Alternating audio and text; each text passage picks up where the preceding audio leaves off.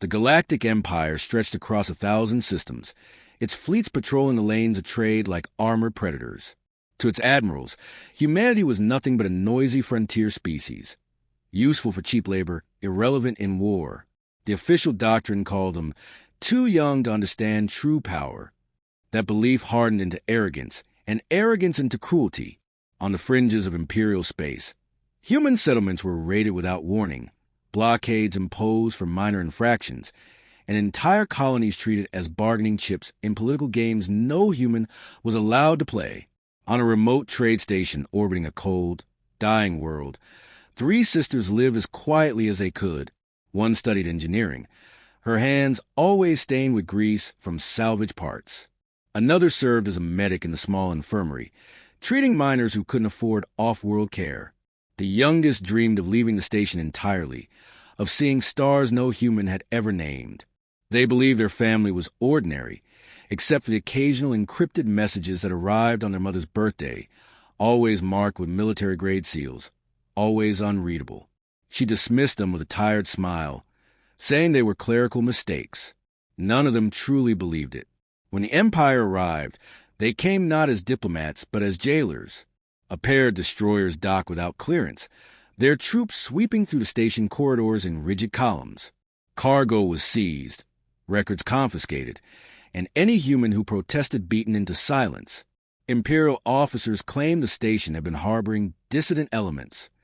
In reality, it was simply in the wrong place at the wrong time, close to the edge of map space, too far from Earth for immediate help, too small to draw attention. Whispers followed the occupation. Someone had been leaking Imperial fleet movements to human traders. Convoys had slipped away before inspection. Someone was warning them. The sisters noticed security drones lingering outside their quarters, not aimed at the Empire's soldiers, but at them.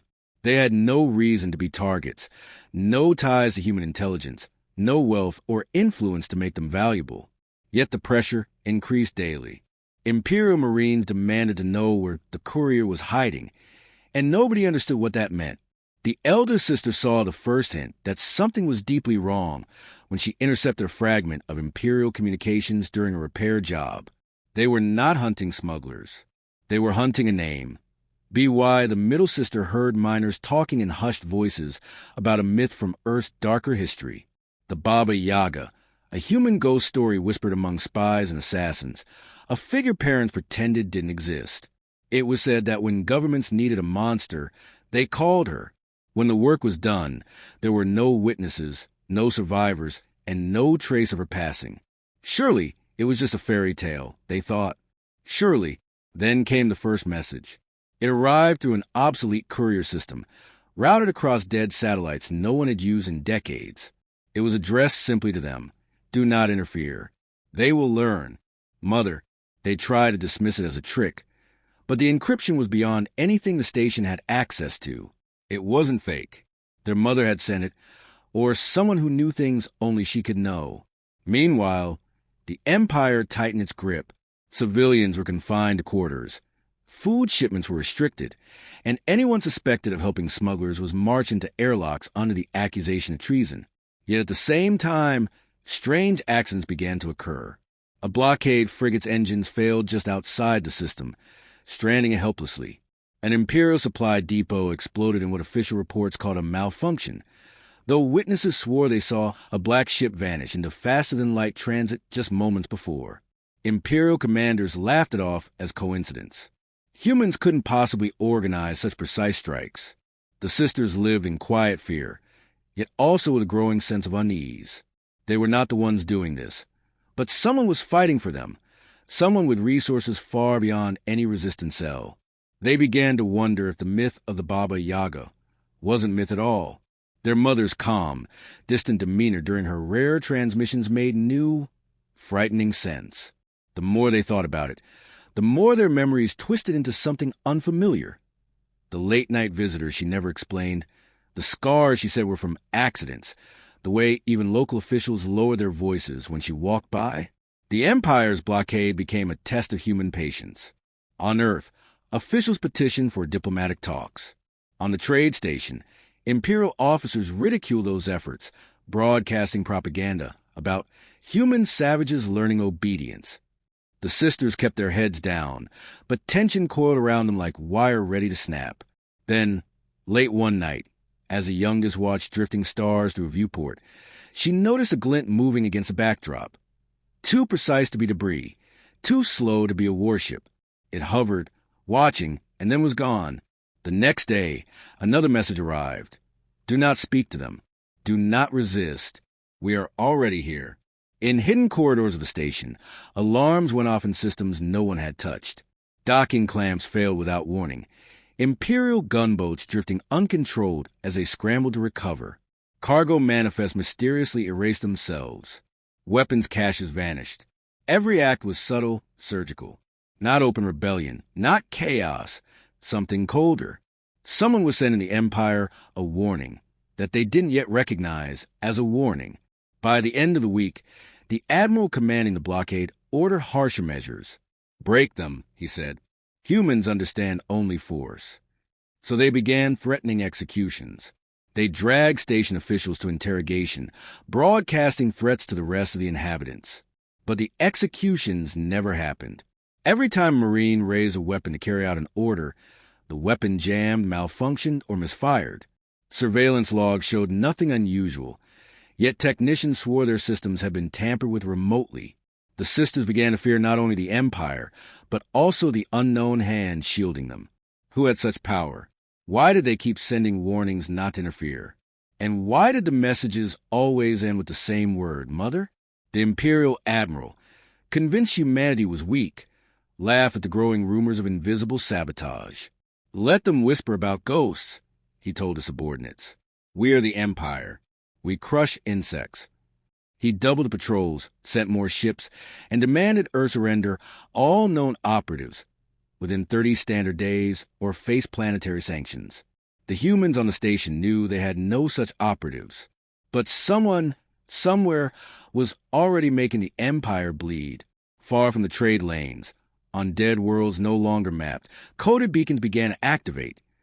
Beacons planted decades ago by someone who prepared for exactly this moment. Operatives who had disappeared from every intelligence file came out of hiding. Ghost ships long thought destroyed appeared on long-range sensors. Even the human governments didn't know who commanded them, and still the messages kept coming. Do nothing, they will learn. The Empire called it pacification. The humans living under blockade called it strangulation. Imperial fleets tightened their grip, cutting off food and fuel to every station, colony, and outpost on the frontier. What they did not see were the sudden gaps opening in their own supply lines. A transport convoy vanished without trace between jump points, leaving no debris. A patrol cruiser reported system failure before exploding in deep space. The Imperial High Command blamed pirates. Pirates, however, do not jam encrypted military frequencies, rewrite fleet orders mid-transmission, or insert false navigation data into warship computers. Someone was orchestrating these events with terrifying precision, and it was not the ragtag human resistance cells that the Empire publicly mocked. In hidden corners of the trade station, the three sisters searched their home for answers. Their mother had disappeared years ago on a research trip, leaving behind nothing but an encrypted lockbox no one could open. One night, the eldest finally cracked the access key, not by hacking it, but by recognizing a childhood lullaby encoded as a cipher. Inside were fragments of data so old and classified they should not have existed. Mission logs signed with the initials BY, images of destroyed enemy fleets, and dossiers on alien officials who had been assassinated without a trace. It was not government property. It was personal. Their mother had not been a scientist. She had been something far more dangerous. While they pieced together the truth, the Empire escalated its war against humanity. Troop landings burned outpost towns to ash. Orbital strikes cratered unarmed settlements. Yet somehow, almost no civilians died. Entire populations vanished hours before Imperial bombardments, leaving behind nothing but empty streets and full stockpiles. It was as if someone had eyes on every fleet order and had already planned evacuations in advance. Imperial officers dismissed it as coincidence. They claimed humans were running to hide in caves. They didn't realize they were being outmaneuvered by an enemy who knew their every move. Rumors spread like wildfire. Alien merchants whispered that the myth of Baba Yaga was real, a human wraith who had once forced entire planetary regimes to surrender with nothing more than whispered threats. Admirals laughed at the stories, but their laughter thinned as more ships vanished. Supply routes collapsed in weeks. Entire armadas were ordered to hunt down unknown saboteurs, but every ambush failed. Warships arrived at empty coordinates, hunting ghosts. Crews began to fear entering human sectors, not because of battles, but because of the silence. Ships simply never returned. The sisters began to notice strangers watching over them. A miner who always seemed to appear near their door, a vendor who slipped them fresh food despite shortages, a mechanic who repaired their systems without asking for payment. These people shared one thing in common. They spoke of their mother with reverence, as if she were still commanding them. When the girls asked why, the answers were always the same. Because of your bloodline. Because she told us to. Deep within the Empire, panic seeped into the ruling council. Assassination struck without warning. A high admiral overseeing the blockade was found dead in his quarters. No security breach detected. No trace left behind. A governor known for ordering mass executions simply vanished in transit between systems. His shuttle recovered empty, drifting through space. Alien intelligence agencies scrambled to contain the story, but word spread. Every power broker who had mocked humanity began to fear them. If they could strike so precisely inside Imperial space, what were they holding back?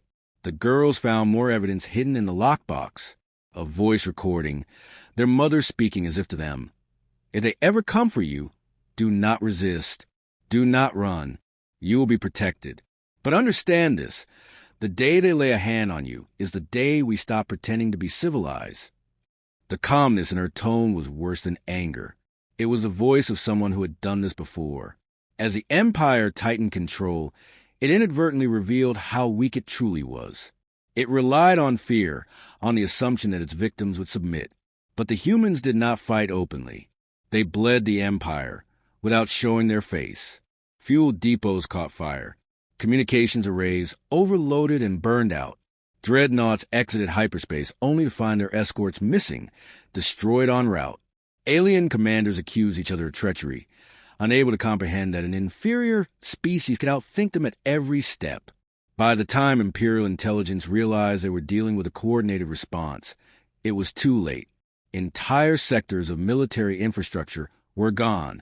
Forward bases were sabotaged before they even went online. The Empire poured more ships into human space, thinking overwhelming force would crush the resistance. Instead, the more ships they sent, the more disappeared. Fleet captains started refusing orders. Morale broke in quiet whispers. The sisters were pulled into the center of it all when a man they had never met, scarred, silent, carrying weapons of ancient design, appeared in their quarters without triggering a single alarm. He told them only this: "Your mother is alive. She is watching. You are under her protection. Stay out of the way." When they demanded to know who he was, he answered with a name long erased from human records, one of hers. And then he was gone. Imperial forces raided the station soon after, searching for human operatives. They found nothing. They never noticed their own targeting computers had been corrupted during the raid.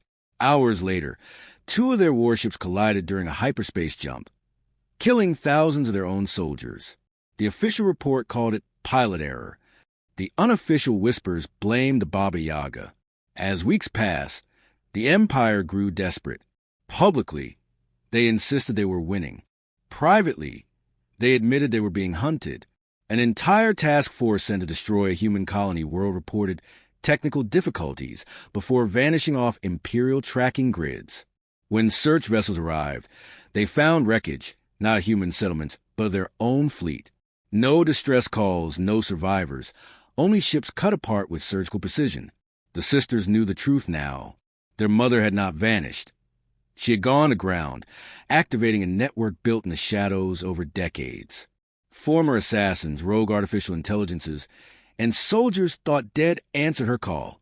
Humanity had weapons the galaxy had never seen, not because they lacked the technology, but because they lacked the will to use it. Their mother had no such restraint. The youngest asked, trembling, why their mother had not simply revealed herself and stopped the Empire openly. The eldest answered with a grim logic written in every one of their mother's files. Never show them everything. Let them wonder what else you can do.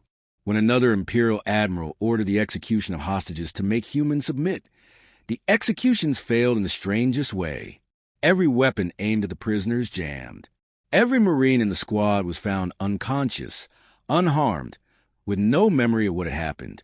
Surveillance footage showed only static. The hostages walked free. The Empire had miscalculated. Believing humanity too fractured to resist, they gathered fleets in overwhelming numbers, planning to burn every colony that dared defy Imperial law. Destroyer squadrons darkened human trade lanes, troop transports prepared for planetary landings, and intelligence officers congratulated themselves for finally drawing out the terrorists. Yet no resistance fighters appeared to meet them. No militias, no fleets, no banners of rebellion. Only silence. The sisters were evacuated without being asked, moved aboard a vessel so stealthy it left no trace on sensors. Their mother was waiting. She had not aged, or perhaps she had simply grown harder to read. Her voice was calm, her eyes unreadable, and the weight of decades of hidden wars rested on her shoulders. She did not embrace them. She did not waste words. She simply said, "You are safe. What comes next is not for you to see, but you will live to hear about it." The Empire believed they were on the verge of victory when their command networks collapsed. Orders failed to reach fleets. Supply convoys arrived at empty depots, ambushed by an enemy that never revealed its face. Dozens of Imperial admirals found their navigation data rewritten mid-jump, sending their warships into uncharted space from which they never returned. Entire sectors went dark. Across the galaxy, encrypted broadcasts pierced every frequency at once. A single human voice, cold and stripped of all pretense, spoke to billions. "You mistake patience for weakness. You mistake restraint for fear. Stop attacking our people, or we stop pretending to be civilized." The transmission repeated 3 times, then vanished. No demand for negotiation, no appeals for peace. Just an ultimatum. The Empire tried to dismiss it as propaganda, but every military commander knew better. Their fleets were being dismantled with surgical precision. Weapon systems refused to fire. Ammunition depots detonated moments before being loaded onto transports. Targeting computers miscalculated coordinates by fractions of a degree, just enough to ensure ships collided coming out of hyperspace. These were not random accidents. They were controlled strikes, designed to demonstrate capability without spilling unnecessary blood. When the Empire ordered retaliatory bombardments of human cities, they found those cities empty. Evacuation fleets appeared, completed their work, and vanished without triggering a single alarm. The bombardments destroyed nothing but infrastructure and abandoned homes. Imperial officers began to ask how civilians were being warned hours before attacks. Some whispered that the humans must be reading Imperial orders before they were even written. The sisters watched it unfold from their hidden refuge. Their mother showed them glimpses of the operation. Alien admirals stripped of command, dreadnoughts drifting powerless in space, weapon systems disabled by viruses no Imperial engineer could trace. "I'm not showing them everything," she said softly, "just enough to make them understand what I could do." Her network moved like a shadow army. Operatives long thought dead resurfaced to strike key targets. Silent drones erased Imperial communications relays without leaving debris. Saboteurs placed markers on military vessels to let them know they were being spared. Not because they couldn't be destroyed, but because their destruction wasn't necessary. It was a lesson written in fear. Humanity could kill them all but chose not to. In the Imperial capital, panic consumed the Senate. Debates turned to shouting to violence. Some demanded total war. Others begged to open peace talks, but no one would find the humans to negotiate with. They had no embassy, no flag, no demands, only a single message: stop or we end this. The Empire sent one final strike fleet to prove their dominance. 30 warships advanced toward Earth, escorted by carriers and troop transports, but they never arrived. Sensors later showed the fleet emerging from hyperspace into a system where no human presence existed. and then vanishing completely. The only evidence was a fragmentary distress call, cut short by static, and the image of an unmarked black vessel larger than any human ship ever registered. Imperial intelligence classified the incident as engine malfunction. The crews of neighboring fleets knew better. Then came the demonstration. In a remote system, an uninhabited moon shattered into dust. No weapon signature, no energy spike, no trace of the force used. Imperial probes arrived to find only rubble and radiation markers broadcasting on every frequency. This is a warning. The next target will not be empty. The Empire broke in a single night. Fleets were recalled to defend the core worlds. Officers who had ordered atrocities began to disappear. Not captured, not tried, simply gone. Entire political factions collapsed under the weight of fear, afraid they would be next. No one knew how the humans knew who to strike. They only knew that resistance was suicide. The sisters were returned to civilian life without ceremony. Their mother disappeared again, leaving them with nothing but a final message. You are safe because I chose to keep you safe. The galaxy is safe because I chose to let it live. Remember that mercy is not weakness. It is a decision. In the aftermath, the Empire rescinded its blockades and issued formal apologies disguised as revised treaties.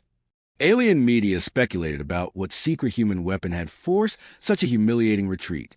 Military analysts guessed at superweapons, experimental fleets, or new alliances. None of them guessed the truth. It had not been armies or machines. It had been one woman and the shadow network she commanded, reminding the galaxy that humanity's smile was voluntary. Trade routes reopened, colonies rebuilt, ordinary people returned to their lives, never fully understanding how close they had come to war without limits. The sisters never spoke publicly of what they had learned, but they lived with the knowledge that the legend was real, and she had chosen to be their mother. In quiet corners of the galaxy, admirals still woke in cold sweat at the sound of her name. The Baba Yaga was no myth. She was a promise that humanity could be kind, but only so long as kindness was not mistaken for weakness. The Empire had learned the lesson carved into the shattered moon and burned into their memory. The final broadcast came weeks later, once and never repeated. Untraceable and unmistakably human. Stay your hand, and we will stay ours. Test us again, and you will discover how small your empire truly is. No one doubted it. No one dared.